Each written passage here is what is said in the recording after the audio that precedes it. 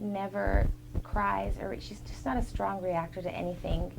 And I had gone outside and I came back in and she was in the bathtub. I was giving her a bath and she was screaming and crying for what seemed like no reason at all. And she just said the toys in the bathtub are moving because she has a basket that's hooked to the tub. And she was like, it's moving. And I was like, well, when the water moves, it moves. She goes, no, Mom, like it's moving. And she was hysterical, which is very unusual if you know her. Did that ever happen again? She does not like to go in the bathroom. She rushes in and out, and she doesn't scream or cry because I think she knows that something's different in there.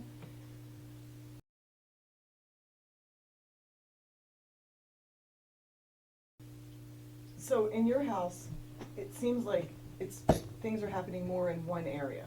What's happening in that area? My daughter's bedroom, it has a funny smell that I cannot get rid of to save my life. And it's freezing cold in that room. You open the door and just a rush of cold air hits you right when you open the door.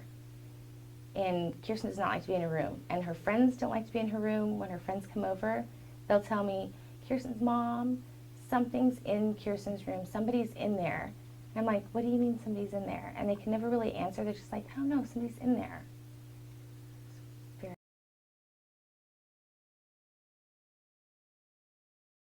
Hall light, and I put the light kept going out. Just every time I turn it on, it would just pop, or I'd leave it on for 5 minutes and it would turn off. And so I got these special light bulbs, the low energy ones that are supposed to last 9 years or so, and that also went out within a day at least.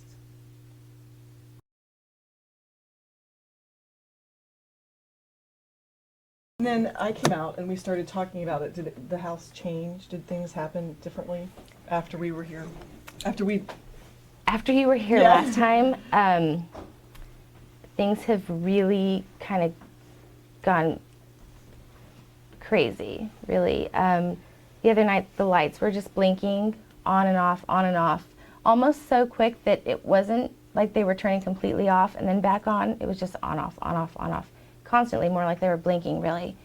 And I've heard footsteps, and my husband was in bed the other night, and he thought I had walked into the room to check on him, and he opened his eyes, and he expected to see me standing over him, and there was nobody there, and then he heard his name whispered, Joey, really loud. And that was after you were here last time.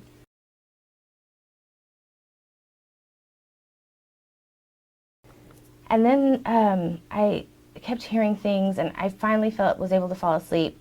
And I heard somebody walk into the living room, and I kind of felt the floor shift, like somebody was standing there, because the house is old and the house has hardwood floors.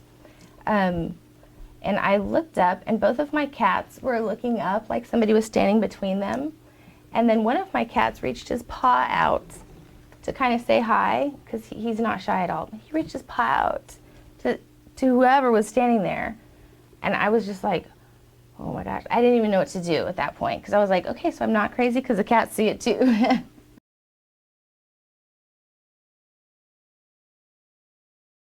Okay.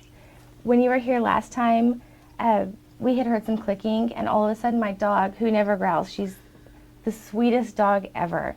She was looking where the clicking was coming from and growling like there was an intruder, which I've never heard her do before, but she was very scared.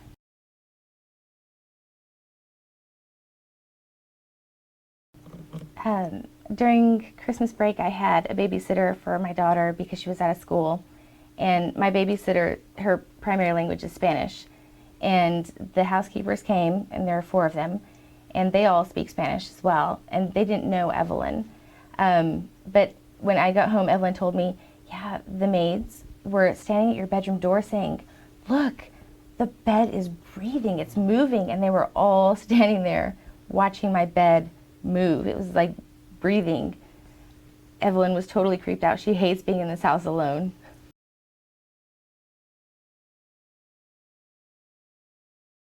We have a neighbor who's lived in the neighborhood since the neighborhood was developed, and she told us that she never really talked to Fritz, and then one day after he'd lived here for 20 years or so, He met her in the yard halfway in the middle of the street and said, "Sally's sick."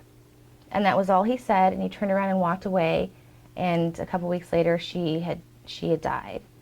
And almost immediately after that, he married her sister. So she moved into the home, and 2 years later, he was dead suddenly. And nobody really knew because nobody really talked to them. More like they didn't talk to anybody. They just kind of kept to themselves, but they were very loud, kind of angry people. But we don't know why they died, but it was very sudden.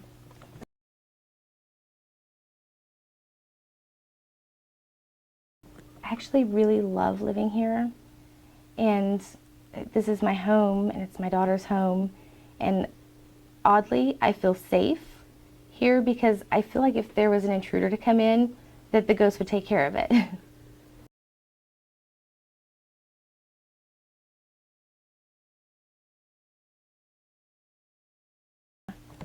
All of the houses in the neighborhood had been broken into, not all of them, but most of them had been broken into, and ours included.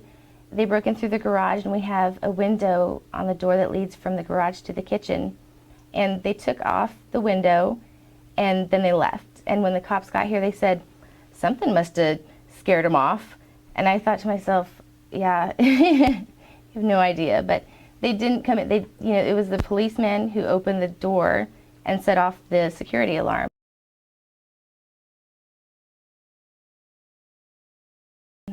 I think that until you actually experience it, you really can't judge. And I know that there's a lot of spectacle people out there, but when you die, your energy has to go somewhere.